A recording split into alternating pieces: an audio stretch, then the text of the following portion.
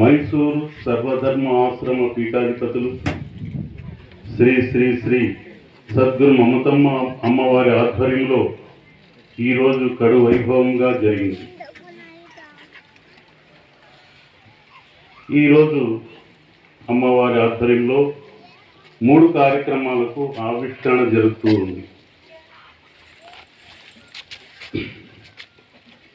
మొదటిది రామనామావళి అని చెప్పి మనం చాలా కాలం నుంచి ఈ రామనామావళి రాయడం తరచుగా జరుగుతూ ఉంది.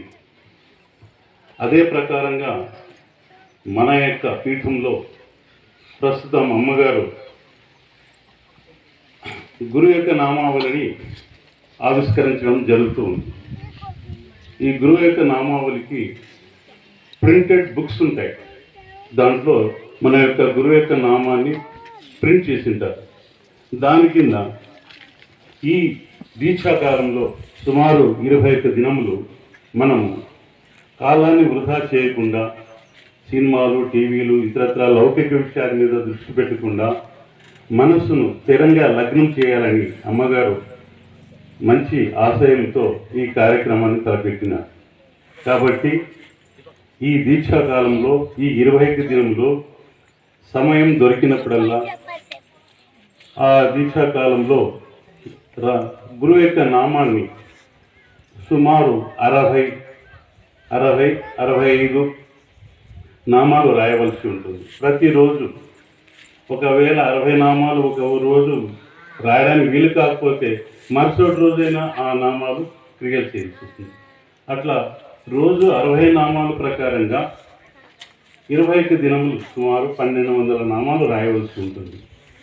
ఆ రాసిన నామావళి పుస్తకాన్ని మనము దీక్షా విరమణ సమయంలో మనకు అందజేయవలసి ఉంటుంది. కాబట్టి మనసు అనేది పరిపరి విధాలుగా అనేకమైనటువంటి లౌకిక విషయాల మీద పరిగెత్తుతూ ఉంటుంది. క్షణం ఉండడానికి అవకాశం లేదు.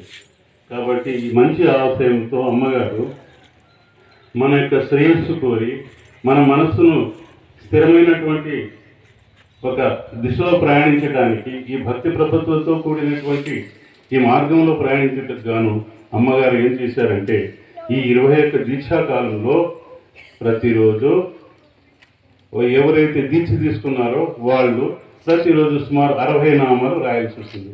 సహస్ర నామావళి అని చెప్పి ఇంతకుముందు చాలా చోట్ల మనం తెలుసుకుని ఉన్నాం. కాబట్టి అదేవిధంగా ఆ పుస్తకము ప్రింట్ చేసిన పుస్తకం మీకు ఇవ్వడం జరుగుతుంది. ఆ ఇచ్చిన పుస్తకంలో ఆ నామాల కింద ప్రతిరోజు 60 నామాలు సుమారుగా రాయవలసి ఉంటుంది. దాన్ని పూర్తి చేసి కొంతకాలం ఆగిపోయింది. ఈ పిడికెడి బియ్యం పథకం ఎలా ఉందంటే చాటలో బియ్యం తెచ్చేసుకొని దాంట్లో నుంచి పిడికెడి బియ్యం తీసివేయడం కాదు, అది పద్ధతి కాదు. అరపావు బియ్యం తీసుకొని చాటలో వేసుకొని దాంట్లో నుంచి పిడికెడి తీయాలి. ఇంకో పావు వేసిన నుంచి 2 పిడికెళ్ళు తీసి దాంట్లో వేయాల్సి వస్తుంది. కాబట్టి పిడికెడి బియ్యం పథకం అంటే చాట నిండా బియ్యం వేసుకొని ఒక పిడికెడు తీసి పెట్టడం అది ధర్మం అనిపించుకోదు. కాబట్టి శిష్య భక్తాదులందరూ అంటే దీక్షపరులే కాదు శిష్య భక్తాదులందరూ ఈ పిడికెడి బియ్యం పథకంలో అరపావు బియ్యంలో పిడికెడి బియ్యం తీసి పక్కన పెట్టి ఆ బ్యాగులు పూర్తి అయిన తర్వాత రేపు జరగబోయినటువంటి ఆరాధన కార్యక్రమంలో వాటిని మాకు అందజేయవలసి ఉంటుంది. అన్నీ దూరం కావడానికి అవకాశం ఉంది. 3వ ఆవిష్కరణ ఇంతకుముందు స్వామివారి హయాంలో రూపాయి పథకం అనే పథకం పెట్టినారు. అది కొంతకాలం జరిగింది. తర్వాత అది మూలపడిపోయింది. అమ్మగారు దాన్ని మళ్ళా రిమోట్ చేయడం జరిగింది. ఇప్పుడు రూపాయి పథకం కాదు, పొదుపు పథకం. పొదుపు అంటే నీకు ఎంత వీలైతే అంత, రూపాయి కావచ్చు, 5 రూపాయలు కావచ్చు, 10 రూపాయలు కావచ్చు, 100 రూపాయలు కావచ్చు. మీకు హుండీలు ఇస్తారు ఇక్కడ. ఆ హుండీలు తీసుకుని పోయి ఎంత వీలైతే అంత డబ్బు దాంట్లో ఆ హుండీలో జమ చేసి పంపిస్తే అది మేము సద్వినియోగం చేయడానికి, రేపు జరగబోయే ఆరాధన కార్యక్రమంలో దాన్ని ఉపయోగం చేసుకోవడానికి వీలవుతుంది. కాబట్టి ఆ హుండీలను మన దీపావాణి మరియు రాము దంపతులు పేరు వాళ్ళు ఈ హుండీలను దానం చేస్తున్నారు. ఈ హుండీలను మీరు తీసుకొని వాటిలో మీకు వీలైనంత సొమ్మును, మీకు వీలైనంత డబ్బును దానిలో పొదుపు చేసి వాటిని మాకు అందజేస్తే రేపు జరగబోయే కార్యక్రమాలకు, ఆధ్యాత్మికమైనటువంటి కార్యక్రమాలకు, జరగబోయేటువంటి గొప్ప గొప్ప కార్యక్రమాలకు సద్వినియోగమవుతుందని మీకు మనవి చేసుకుంటున్నాం. సద్గురు మంతమ్మ జైకి, జై సద్గురు మంతమ్మ జైకి.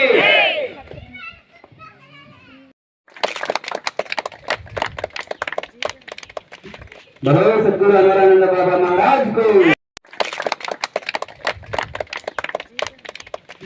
बोलो सद्गुरु अमरानंद बाबा महाराज को. మేనేజర్ గారికి అందజేయవలసిందిగా శిష్య భక్తులందరికీ మనవి చేసుకుంటున్నాం. జై జై సద్గురు అమరానంద బాబా, నమో నమః. బోలో సద్గురు అమరానంద బాబా మహారాజ్ को.